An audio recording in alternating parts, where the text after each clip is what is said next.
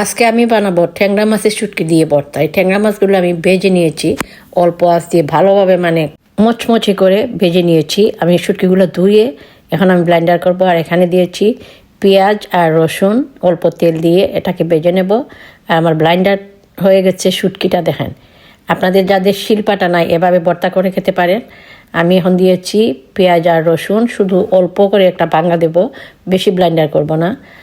তারপরে কাঁচামরিচগুলো আমি ঠেলে নিতেছি একটু তেল দিয়ে। এটার মধ্যে দিব লবণটা আমি ভেজে নেব। এই দেখেন কাঁচামরিচ আর ধনিয়া পাতা আমি ব্লেন্ডার করে নিয়েছি।